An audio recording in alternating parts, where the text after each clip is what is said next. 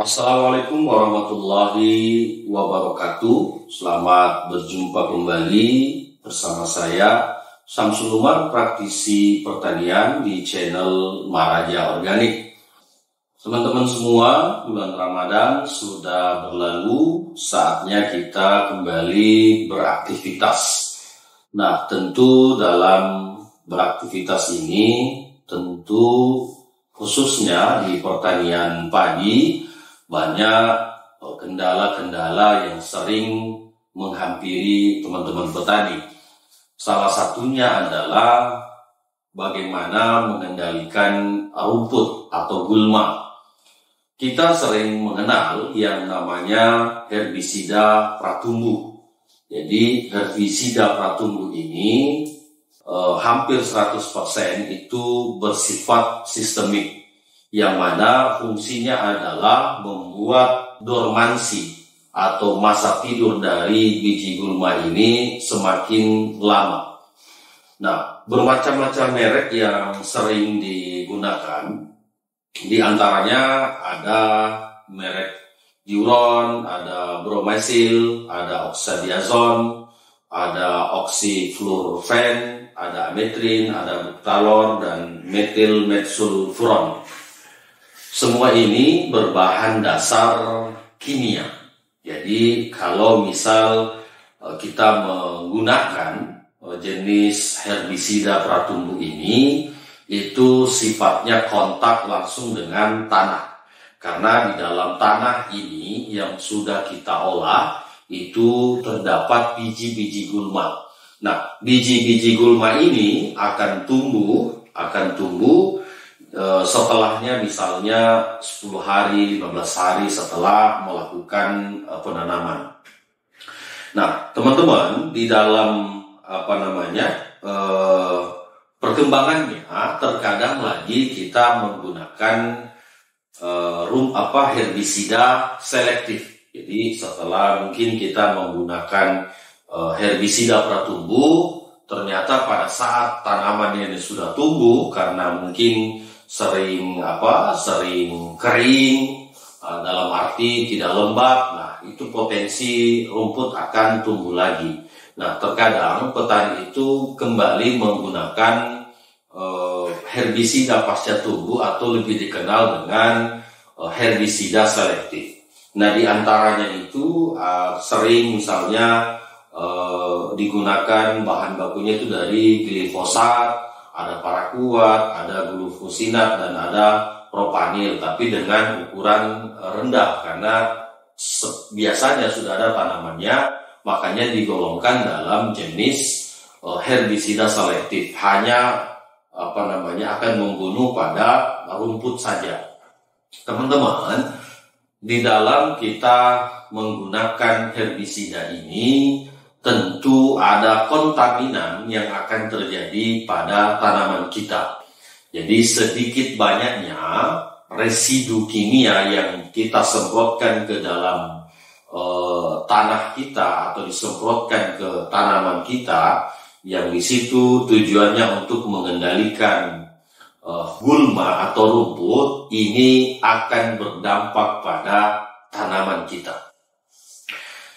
Seperti yang dikabarkan oleh teman-teman petani yang dari Jawa Barat, bahwa dia sudah melakukan pemberian garam untuk menaikkan pH-nya, ditambah lagi sudah menggunakan pupuk organik, ada penambahan pupuk kimia juga, tetapi anakan padinya ini masih sedikit. Nah, setelah kami analisis, memang di areal persawahannya ini tidak ada sama sekali rumput. Jadi ketika dikirimkan gambarnya, kenapa katanya padi saya yang sudah mengikuti SOP, dalam arti yang kami berikan pendampingannya, pH-nya sudah di angka 6, sudah menggunakan pupuk organik, ditambah lagi ada penambahan pupuk kimianya, tapi anakannya sedikit. Nah, masuk di masa pramudia itu tidak ada lagi pertambahan anakan. Nah, analisis kami bahwa penggunaan herbisida baik herbisida pratumbuh dan herbisida selektif, inilah penyebab tanaman kita tidak akan keluar anakan baru. Kenapa demikian? Karena tentu pada saat kita menyemprot ini, misal di herbisida pratumbuh ini menyemprot ke semua bagian tanah atau sawah kita yang sudah diolah, yang sudah siap tanam. Nah, ini disemprot untuk membuat biji gulma ini semakin lama masa dormannya. Nah, karena biji gulma ini kalau sudah sudah selesai masa dormannya, dia pasti akan tumbuh. Ditambah lagi penggunaan herbisida selektif pada saat tanaman padi kita misalnya usianya sudah 15 hari, 20 hari, terus ada tumbuh rumput lagi, itu biasanya petani disemprot lagi dengan herbisida selektif yang khusus untuk membunuh gulma-gulma di sawah, tapi padinya tetap tidak mati. Nah, teman-teman, penggunaan herbisida inilah yang membuat akar tanaman ini tidak bisa panjang. Walaupun secara kondisional pH-nya ini sudah bagus, tetapi karena kontaminan dari herbisida inilah yang membuat akar itu tidak akan panjang. Nah, boleh dibuktikan pada saat 1 minggu kita sudah menggunakan herbisida selektif, dicabut salah satu tanaman itu pasti tidak ada akar baru. Nah, itu yang menyebabkan tanaman kita tidak bisa menambah anakan baru, karena tolak ukur dari anakan baru pada padi itu bergantung pada seberapa panjang akarnya. Jadi kalau akarnya pendek, pasti anakannya sedikit. Tapi kalau anakannya panjang, karena dia akar serabut, dia akan melebar ke kiri kanan, maka pasti anakannya akan banyak. Di situ tolak ukurnya. Nah, begitu kita memberikan herbisida selektif misalnya, itu dalam 2-3 hari dia akan kuning, biasanya daunnya. Dia akan kuning, nanti setelah ada pemupukan tambahan lagi, baru dia kembali hijau. Dan rumputnya akan mati. Ketahuilah teman-teman bahwa walaupun ini tidak berpengaruh besar dalam arti padi kita tetap tidak mati, tetapi di akar tanaman itu akan berpengaruh. Di akar tanaman ini yang di bawah yang sudah disemprot dengan herbisida selektif, ini pasti akan berpengaruh. Nah, kenapa di konten-konten kami yang lain kami memberikan caranya supaya tidak menggunakan herbisida pratumbuh, tidak menggunakan herbisida selektif, tetapi sawah kita itu tidak tumbuh rumputnya. Nah, itu dengan cara merendam dengan air garam. Maksudnya adalah kita melakukan penaburan garam. Kalau rekomendasi kami itu minimal 100 kilo per hektar. Kalau mau yang lebih efektif lagi itu 150 kilo per hektar. Nah, setelah tanah kita ini sudah sudah selesai dibajak, sudah siap tanam, nah kita taburin garam secara menyeluruh, kurang lebih airnya ini macak-macak atau di atas 1 cm lah, dari 1 sampai 2 cm dari permukaan sawah itu direndam dulu selama 5 hari sampai 1 minggu.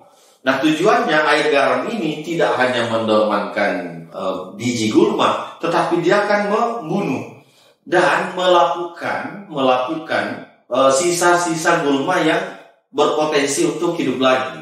Nah, itu cara yang paling efektif tanpa ada nanti kontaminan residu kimia dari penggunaan herbisida ataupun yang selektif dan yang pratumbuh itu tadi. Nah, itu teman-teman. Jadi jika misal kita sudah menggunakan herbisida pratumbuh, kita sudah menggunakan herbisida selektif, tahu-tahu tanaman kita kerdil, tanaman kita tidak mau keluar akar barunya. Nah, ini problem, karena ini yang akan nanti menyebabkan produksi kita akan turun. Walaupun secara bersamaan kita juga sudah menaikkan pH-nya, kita sudah memberikan pupuk yang bermacam-macam, tapi tentu karena stagnan itu terjadi. Begitu kita menyemprotkan, itu pasti akan terjadi stagnan pada tanaman padi kita. Karena waktu vegetatif itu hanya dari 0 sampai 40 hari. Nah, misal di usia 20 hari kita melakukan penyemprotan herbisida selektif, maka dia akan stuck di situ. Dia akan berhenti pertumbuhan vegetatifnya. Nah, itulah kenapa kami tidak menyarankan menggunakan herbisida selektif pada saat tanaman padi berlangsung, karena akan membuat terhenti pertumbuhan vegetatifnya. Lalu caranya bagaimana? Ya tadi, dengan melakukan penggaraman. Dilakukan penebaran garam, penaburan garam pada saat tanah ini sudah selesai diolah. Di situ kita lakukan perendaman selama 5-7 hari, lalu dilakukan penanaman benihnya. Baik itu pindah tanam, baik itu secara hambur ataupun tabela. Karena ini akan membuat gulma yang ada biji-bijinya di dalam bercampur di tanah ini itu akan mati, dan akan membuat sisa-sisa rumput itu akan terurai lebih cepat.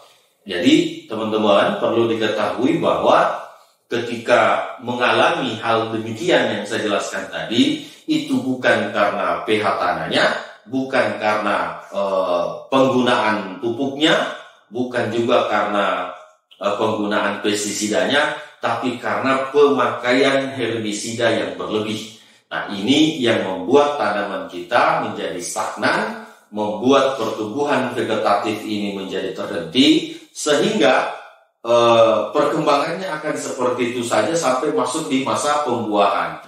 Ini misalnya yang ditanam 5, yang tumbuh 5 juga, yang ditanam 10, yang tumbuh 10 juga, karena tidak keluar anakan barunya. Nah, itu penyebabnya karena pemakaian herbisida, baik pratumbuh ataupun herbisida selektif. Jadi hati-hati menggunakan herbisida ini supaya hal-hal yang saya jelaskan tadi itu tidak mengena atau tidak dirasakan oleh teman-teman petani. Jadi alternatif menggunakan garam krosok saja. Saya kira begitu teman-teman ulasan kita hari ini. Jadi kalau terjadi hal demikian, hendaknya cepat melakukan pemulihan dengan penaburan zeolit ataupun dengan penaburan arang kayu atau arang sekam, supaya bisa menarik residu-residu itu atau bisa mengikat residu-residu itu, agar supaya tanaman kita kembali bisa melanjutkan masa vegetatifnya. Demikian, akhirul qouli hadza. Assalamualaikum warahmatullahi wabarakatuh.